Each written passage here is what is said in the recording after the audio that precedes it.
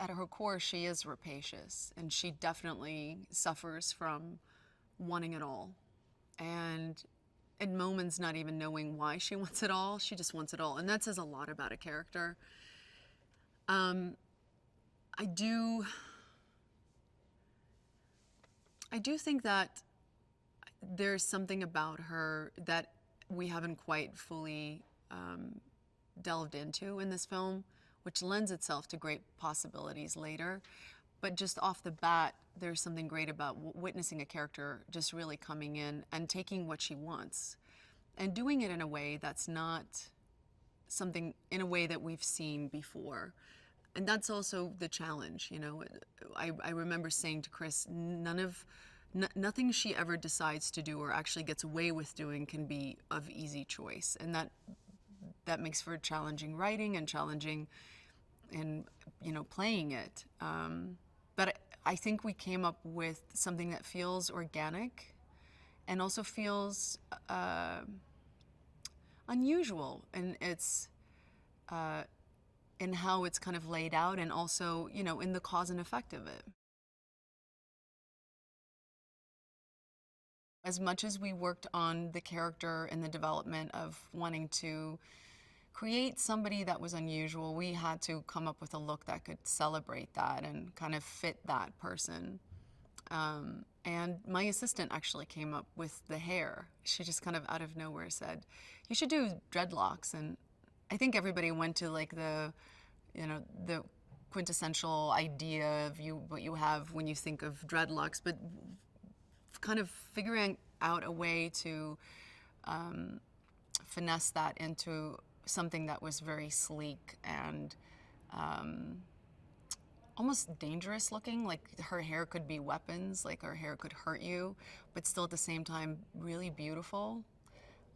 That was really fun. The clothes were a lot of fun. I just, you know, I didn't want to do the tight little business dresses or business suits that everybody kind of thought of initially for her. There was something I thought of with her. She was more artistic than that.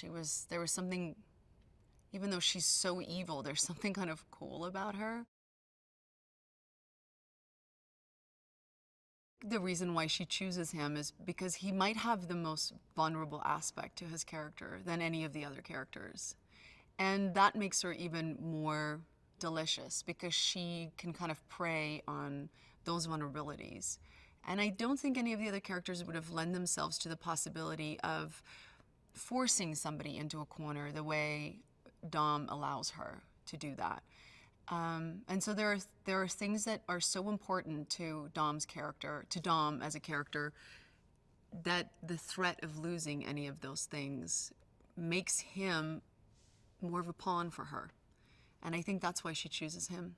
And I think she also likes the challenge of knowing that he is somebody who swore his entire life that he would never break his code. And I think she loves the challenge of taking on somebody like that and actually getting them to break their code.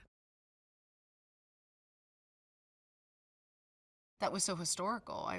It was very fast and furious, the whole experience of being there and shooting. But I just kept telling myself, I kept thinking, gosh, you know, this is something in years to come that is going to be so cool that we were one of the first crews to do that, or the first crew to do that. That's so amazing to be part of that. I think we were both excited about, you know, the prospect of doing something that would be surprising. And I think the concept was surprising on its own.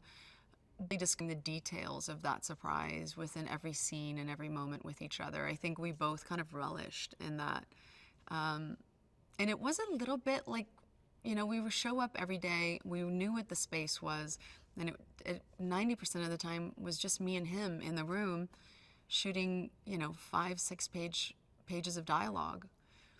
And you can have a lot of fun with another actor when you get to do interesting things like that and get to, you know, really have play on words and meaning, and when you're allowed to kind of push everything outside of its comfort zone. And I think we both had a lot of fun in that.